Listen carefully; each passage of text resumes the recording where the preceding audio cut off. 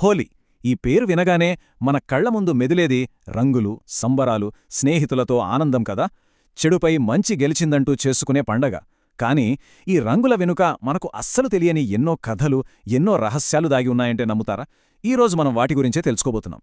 ఒకవేళ ప్రపంచంలోనే ఇంత కలర్ఫుల్గా జరుపుకునే ఈ పండుగ గురించి మనకు తెలిసింది సగమే అయితే, అసలు మనం వింటున్న కథల వెనక ఇంకేవో ఊహించని కోణాలు ఉంటే పదండి ఈరోజు ఆ తెలియని కోణాల్ని బయటికి తీద్దాం. సరే, హోలీ అనగానే అందరికీ ముందుగా గుర్తొచ్చేది ప్రహ్లాదుడి కథ. చెడుపై మంచి గెలిచిందని, ఆ విజయానికి గుర్తుగా జరుపుకుంటామని అనుకుంటాం. ఇంకొంతమందేమో ఇది రాధాకృష్ణుల ప్రేమకు ప్రతీక అంటారు. కానీ ఇక్కడే ఉంది అసలు ట్విస్ట్. ఇది కథలో కేవలం ఒక చిన్న భాగం మాత్రమే. సరే, ముందుగా ఈ పండుగ పేరు రావడానికి కారణమైన ఒక ముఖ్యమైన పాత్ర హోలిక దగ్గరికి వెళ్దాం. అసలు హోలిక వెనుక ఉన్న నిజమేంటి? ఆమెనెందుకొక రాక్షసిగా చూపిస్తున్నారు? మనందరికీ చిన్నప్పటినుంచి చెప్తున్న కథే ఇది. హిరణ్యకశిపుడు అనే రాజుండేవాడు. విష్ణువంటే అస్సలు పడదు. కాని అతని కొడుకు ప్రహ్లాదుడు పరమ విష్ణుభక్తుడు. దీంతో కోపం వచ్చిన హిరణ్యకశిపుడు తన కొడుకుని చంపేయమని నిప్పు అంటని వరమున్న తన చెల్లెలు హోలికను అడుగుతాడు. ఆమె ప్రహ్లాదుణ్ణి ఒడిలో కూర్చోబెట్టుకుని మంటల్లోకి వెడుతోంది. కాని చివరకు ఆమె కాలిపోతోంది. ప్రహ్లాదుడు మాత్రం సేఫ్గా బయటపడతాడు. ఇది మనకు తెలిసిన కథ. అయితే ఇక్కడే అసలు చిక్కు మొదలవుతుంది. పురాణాల్లోనే హోలిక వరం గురించి రకరకాల కథలున్నాయి. ఒక వర్షన్ ప్రకారం ఆమె దగ్గర బ్రహ్మ ఇచ్చిన ఒక మాయా శాలువ ఉండేదట. అది నిప్పు నుంచి కాపాడుతుంది. కాని గాలికి ఆ శాలువ ఎగిరి ప్రహ్లాదుడి మీద పడటంతో ఆమె చనిపోయింది. ఇంకో కథనం ప్రకారం ఆమె వరం పనిచేయాలంటే ఒక కండీషనుందట. ఒంటరిగా మంటల్లోకి వెళ్లాలి. కాని ప్రహ్లాదుడిని తీసుకెళ్లటంతో ఆ కండీషన్ బ్రేక్ అయింది. కొన్ని విశ్లేషణలైతే ఆమెను తన అన్నయ్య బలవంతం చేశాడని అదొక త్యాగమని చెప్తున్నాయి. అన్నిటికన్నా విచిత్రమైన విషయమేంటంటే కొన్ని పురాణాల్లో ఆమెను రాహుకేతువుల తల్లి సింహికగా కూడా వర్ణించారు. అంటే ఆమె దహనం చెడును కాల్చడం కాదు, వసంతం రాకకు అడ్డుపడుతున్న చీకటిని తరిమేయడమన్నమాట. సరే, ఈ పురాణ కథల నుంచి కాస్త పక్కకు వచ్చి చూస్తే ఇండియాలోనే ఈ పండుగను రెండు పూర్తి భిన్నమైన పద్ధతుల్లో జరుపుకుంటారన్న విషయం తెలుస్తుంది. ఒకటి వేడుక అయితే మరొకటి సంతాపం. ఒకవైపు చూస్తే నార్త్ ఇండియాలో హోలీ అంటే ఆనందం, సంబరం.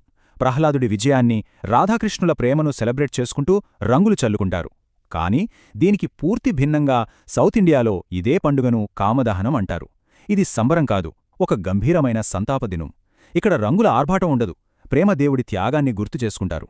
అసలు ఈ కామదహనమేంటి? కథలోకి వెళ్తే శివుడు తపస్సులో ఉన్నప్పుడు లోక కళ్యాణం కోసం దేవతలు ప్రేమదేవుడైన కామదేవుడి సహాయం కోరతారు. శివుడిలో పార్వతీ పట్ల ప్రేమను పుట్టించమని అడుగుతారు. తన బాధ్యతగా కామదేవుడు శివుడిపై పూలబాణం వేస్తాడు. కాని తపస్సు భంగమైన శివుడు కోపంతో మూడో కన్ను తెరిచి కామదేవుణ్ణి భస్మం చేస్తాడు.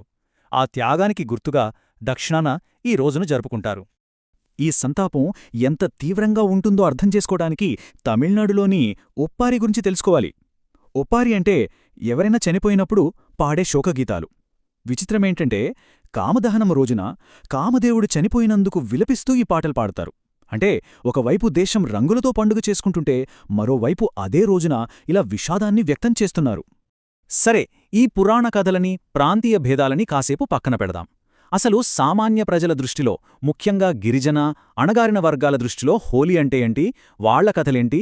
దీనికొక మంచి ఉదాహరణ మధ్య భారతదేశంలోని భిల్ గిరిజన తెగలు జరుపుకునే భగోరియా పండగ.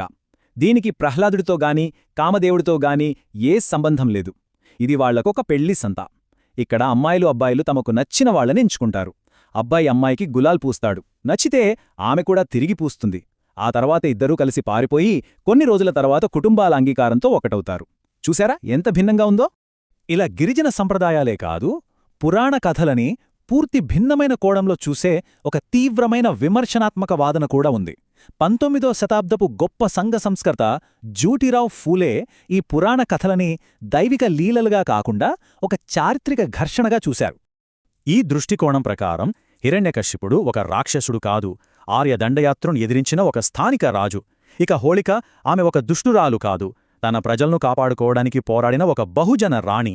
వాళ్ళ వాదనేంటంటే హోలికా దహనమనేది చెడుపై మంచి సాధించిన విజయం కాదు, ఒక బహుజన మహిళను సజీవ దహనం చేసిన చారిత్రక హింసను ప్రతి సంవత్సరం వేడుకగా జరుపుకోవడమే.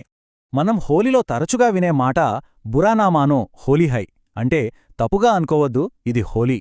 ఇది పండుగ స్వేచ్ఛను సూచిస్తోంది. కాని కొన్నిసార్లు ఇదే మాటను ఒక కవచంగా వాడుకుని ఇతరులను ఇబ్బంది పెట్టే పనులను సమర్థించుకోవడానికి కూడా ఉపయోగిస్తారన్నది ఒక విమర్శ. ఇన్ని కథలు, ఇన్ని వివాదాల తర్వాత ఇప్పుడు మనం ఈ పండుగలోని మరో ఊహించని కోణాన్ని చూడబోతున్నాం. అదే సైన్స్. అవును, హోలీ వెనుక ఒక ఆయుర్వేద రహస్యం కూడా ఉంది. ఆయుర్వేదం ఏం చెప్తుందంటే, హోలీ వచ్చే సమయం అంటే చలికాలం ముగిసి ఎండాకాలం మొదలయ్యే ఈ టైంలో వాతావరణంలో బ్యాక్టీరియా బాగా పెరుగుతుందట. అదే సమయంలో మన శరీరంలో కఫదోషం పెరిగి బద్ధకం, జలుబు లాంటివి వస్తాయట. హోలికా దహనం చేసేటప్పుడు ఆ మంటల చుట్టూ ఉష్ణోగ్రత దాదాపు 50 నుంచి 60 డిగ్రీల సెల్సియస్కు చేరుకుంటుంది. ఇంత వేడెందుకు? దాని వెనుక ఒక అద్భుతమైన సైంటిఫిక్ రీజన్ ఉంది. ఆ భోగి మంటల చుట్టూ మనం ప్రదక్షిణలు చేస్తాం కదా, అలా చేయడం వల్ల ఆ వేడికి గాల్లో ఉన్న మన శరీరంపై ఉన్న హానికరమైన క్రిములన్నీ చనిపోతాయి. ఇదొక సహజమైన శానిటైజేషన్ ప్రక్రియ అన్నమాట. ఇక రంగుల విషయానికొస్తే, ఇప్పుడు మనం వాడుతున్న కెమికల్ రంగులు కాదు, పూర్వకాలంలో వాడిన సహజమైన రంగుల వెనుక కూడా ఒక సైన్స్ ఉంది. పసుపు ఒక యాంటీసెప్టిక్, ఎర్రచందనం శరీరాన్ని చల్లబరుస్తుంది, వేప ఆకుపచ్చ రంగు చర్మవ్యాధుల్ని దూరం చేస్తుంది. అంటే ఒకరిపై ఒకరు రంగులు చల్లుకోవడం అంటే కేవలం సరదా కాదు, అదొక రకమైన హెర్బల్ ట్రీట్మెంట్. సో చూశారు కదా, హోలీ అంటే కేవలం రంగులు చల్లుకునే పండగ కాదు, అదొక సంక్లిష్టమైన విషయం. ఒకవైపు ప్రేమ వేడుక, మరోవైపు త్యాగానికి సంతాపం, ఇంకోవైపు చూస్తే అణచివేతకు ప్రతీక, మరో కోణంలో చూస్తే ఒక పురాతన ఆరోగ్య సూత్రం. ఇన్ని పొరలున్నాయి ఈ పండుగ వెనుక. మరి ఇంత తెలుసుకున్న తర్వాత మనకో ప్రశ్న ఎదురవుతోంది.